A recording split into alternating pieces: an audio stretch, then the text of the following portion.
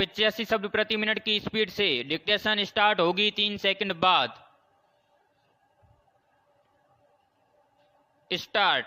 कोविड-19 के संकट को लेकर शुरुआत से ही वह बात कही जा रही है कि वह सेहत से आगे सभ्यता का संकट है विराम। समाज, सरकार से लेकर मनुष्य के विकास और उसकी आधुनिकता ने इस संकट के आगे जिस तरह हाथ खड़े किए हैं वह मानवीय इतिहास का एक नया अनुभव है विराम। अब जबकि लोगों की जीवनचर्या थोड़ी पटरी पर लौटनी शुरू हो रही है तो वे सारे खतरे सामने नजर आ रहे हैं जिसने इस महामारी के कारण रोजगार से लेकर शिक्षा की दुनिया को हमें विकल्पों में खोजने पर मजबूर कर दिया है। और बातों को छोड़ अकेले छात्रों की बात करें तो कोरोना काल ने उनकी पूरी मनोवैज्ञानिक रचना बदल दी है विराम।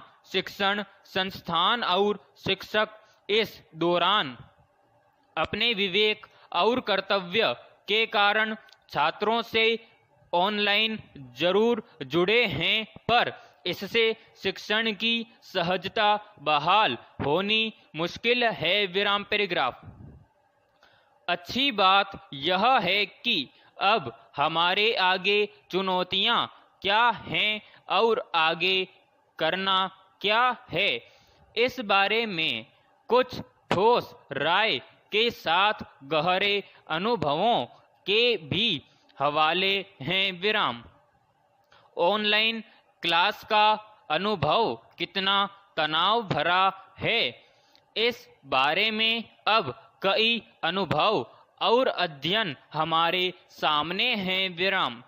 दिल्ली की एक स्कूल की प्राचार्या अनीता भारती एक ऐसे ही तकलीफदेह अनुभव का जिक्र करते हुए बताती है कि पिछले दिनों में गणित की एक कक्षा का निरीक्षण कर रही थी विराम।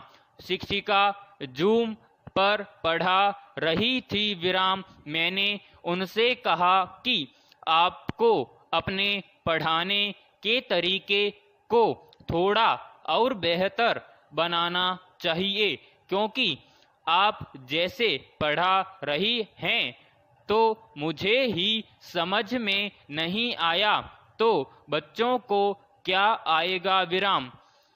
मेरी इस बात पर वे रोने लगी विराम। मैंने कहा कि आप रोने क्यों लगी, मैं तो आपको बस सुझाव दे रही थी विराम। उनकी उम्र 58 साल है विराम। उन्होंने कहा कि बहू और बेटा बहुराष्ट्रीय कंपनी में काम करते हैं विराम। वे दोनों घर से ही काम कर रहे हैं तो उनके बच्चे भी मुझे ही संभालने पड़ रहे हैं विराम। वे दोनों तो कंप्यूटर पर उलझे रहते हैं। अब मैं दादी हूँ तो 2 बच्चों को भी देखना पड़ रहा है और अपनी क्लास भी लेनी होती है विराम। घर का काम भी बढ़ गया है विराम। बहुराष्ट्रीय कंपनियों ने घर से काम करने की सुविधा तो दी है लेकिन आपको 2400 घंटे ऑनलाइन रहना पड़ता है विराम। उस शिक्षिका के लिए अपनी कक्षा लेने के लिए तकनीक से जूझना तो चुनौती है ही। एक दादी के तौर पर बच्चों को देखने की जवाबदेही भी सिर पर है विराम। इसके साथ एक तनाव कोरोना महामारी का भी है कि खुद को स्वस्थ रखना है, संक्रमण से बचे रहना है। विराम पैराग्राफ।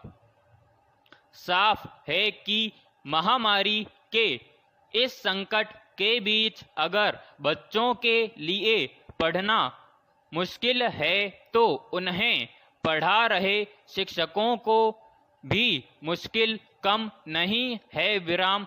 ऑनलाइन शिक्षा और संवाद का आलम यह है कि बच्चे आधी रात को भी अपने शिक्षकों को फोन कर देते हैं। विराम।